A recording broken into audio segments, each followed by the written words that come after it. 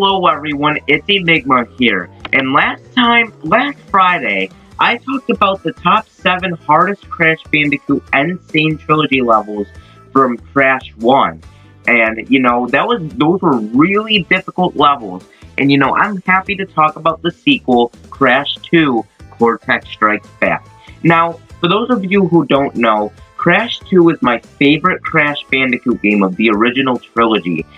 I just had the most fun out of this game than the other ones, and, this one holds a more special place in my heart.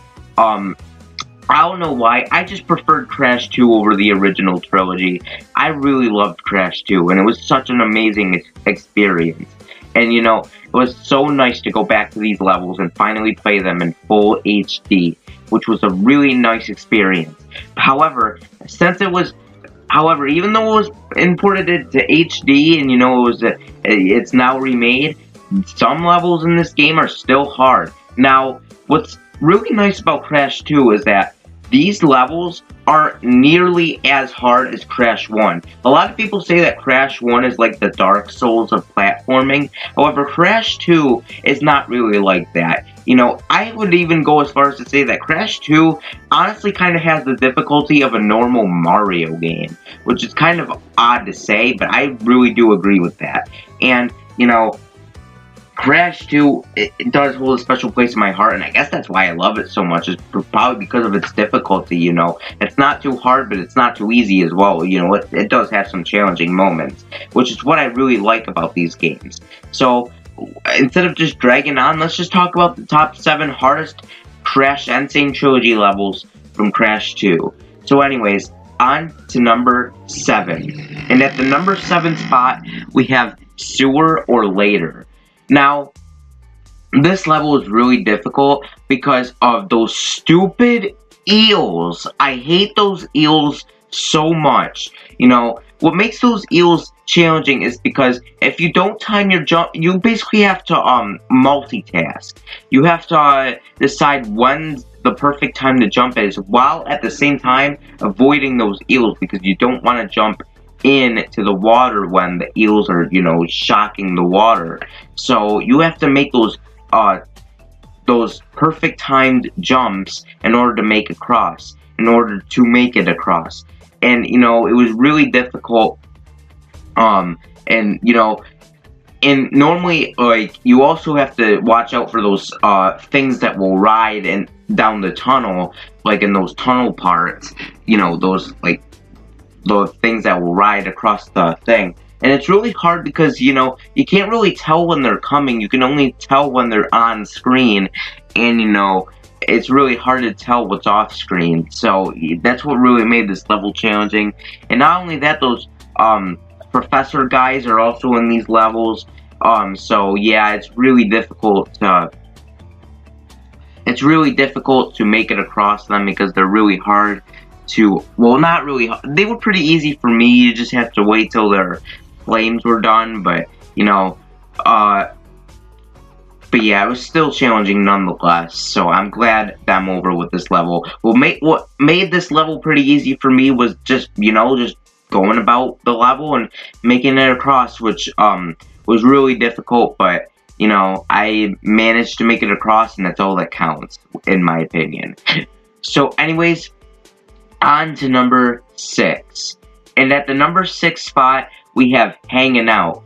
Basically, what I said for Sewer or Later applies to Hanging Out as well. This level was hard because of the eels and the things that will ride across the tunnels and, the professor guys. Basically, what I said for Sewer or Later, it's just a tad bit harder. I've had a harder time with Hanging Out than Sewer or Later, but it's pretty hard nonetheless, those 2 levels. So, yeah, I really have nothing else to say for this level. This level was almost as hard as Sewer or Later. It's just a tad bit harder. So yeah, anyways, on to number 5. And at the number 5 spot, we have the Jetpack levels. Now, these are levels combined into one because they're basically the same thing. The Jetpacks, you have to watch out for the same stuff. It's just as hard.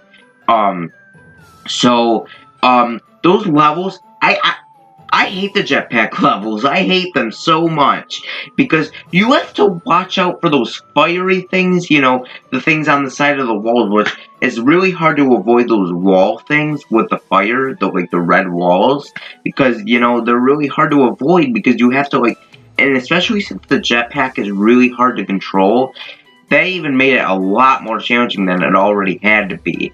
The jetpack levels were pretty challenging, and, you know, you also had to watch out for those professor guys, which are even harder than they were in the sewer levels because, you know, like I said, the jetpack levels are harder to control, and you know, when you want to, like, you know, when you want to quit going forward, sometimes Crash will just keep going, if that makes any sense. It's just a really challenging level, and what I did to go by it was just to remember the buttons, because sometimes I forgot the buttons that's mapped. Sometimes I forgot what the forward button was, and sometimes I forgot what the backward button was.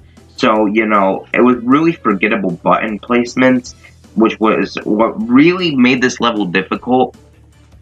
But I'm just glad that these levels are over because, you know, these levels were very challenging, and I'm glad that I never have to do those levels again because I hated those levels so much. But yeah, anyways, on to number 4. And at the number 4 spot, we have Behaving. Get it? Behaving. But yeah, anyways, this level, I really did not like this level either. I thought this level was pretty terrible, honestly, because, you know, this is like the only level from Crash 2 that I genuinely despise. You know, I hated this level. And, what really made this level is well, what the name of the level applies, bees. I hate the bees in this level because they fly so faster than the rate that Crash can run.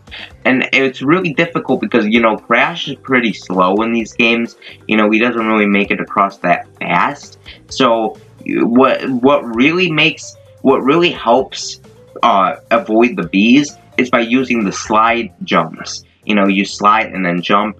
That's like the only way to go across those levels. And then when there's no bees around, it's still challenging because those lumberjack enemies are also a pain. Because now, I know what a lot of people are gonna say. Oh, well, you can dig down in the ground and you can avoid them.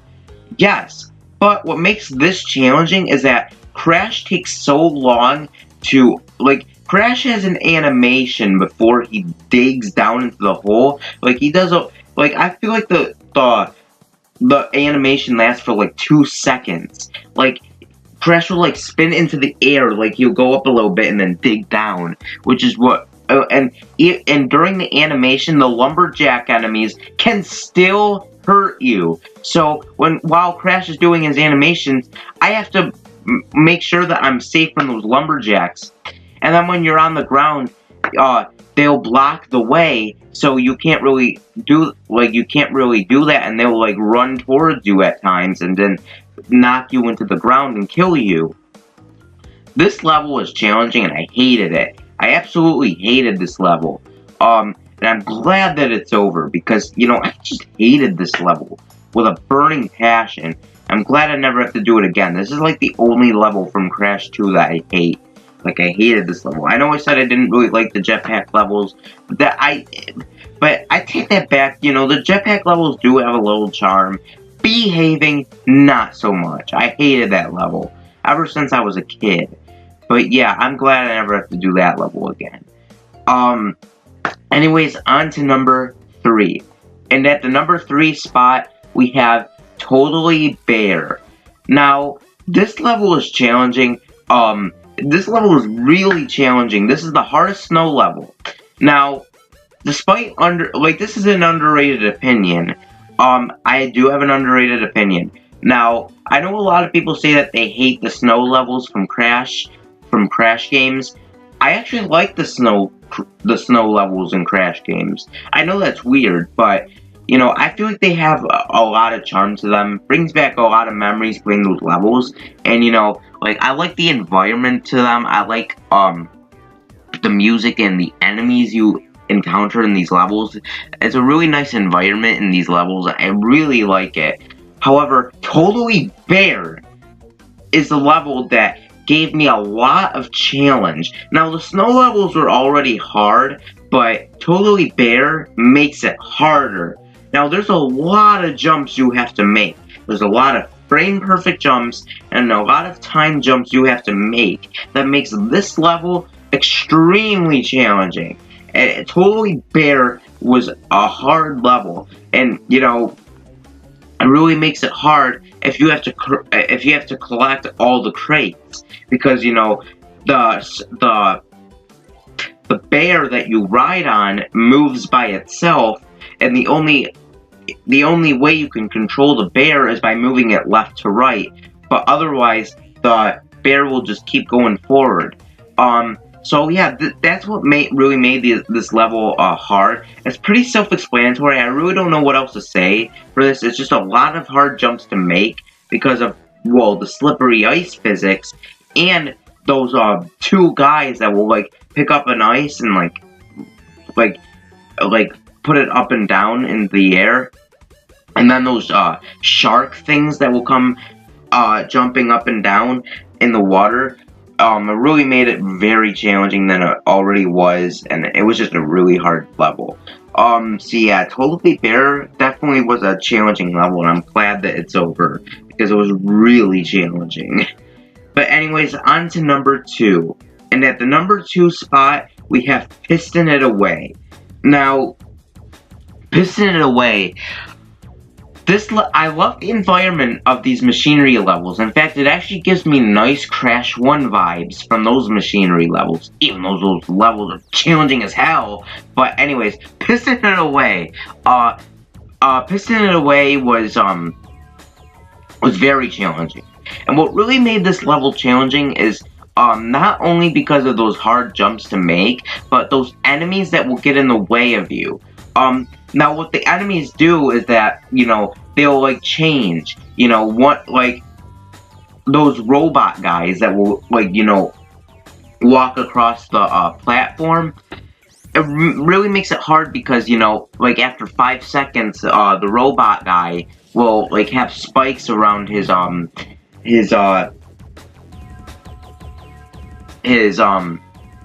body, and I can't believe I was trying to think about that. And then he'll change back to whatever that is on top of his head, and like, it was just really challenging to do. It was a lot of hard jumps to make. And those light bulb guys were also very annoying in this level. What helped me get past this level was just a lot of luck, honestly. I really, you know, had a really, like, it was really challenging with this level. I'm just glad that it's over. Surprisingly, I really don't have much to say about this level. It was just pretty challenging. So yeah, anyway, let's go on to number 1. And at the number 1 spot, I have Spaced Out. Now, this level is terrible. Well, not terrible. I love this level, but terrible in the way of challenging. This level was really hard. You know, it was like Piston It Away on frickin' steroids. On literal steroids. Now, it's basically just a harder version of Piston It Away, which was already a hard level as it is. Spaced Out was a very challenging level. You know, they had those annoying enemies, but they were in even more unfair places. You know, there's a lot of hard jumps. You know, the light bulb guys that will disorient me from the level. You know, it was a pretty hard time to get through, and you know, it was basically just a harder version of Piston It Away. And I really don't have much to say about this level because it's really just Piston It Away, just on steroids. That's literally the best way I can describe this level.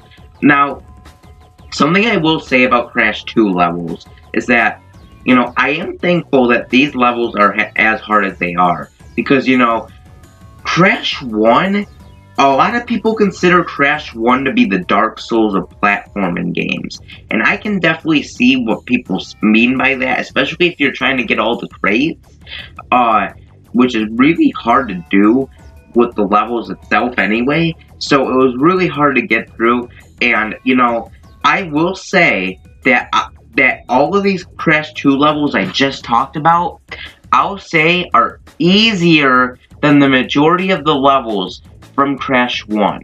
In fact, I'll even say that, these Crash 2 levels are even easier than Native Fortress, and Native Fortress was my number 7 from last time.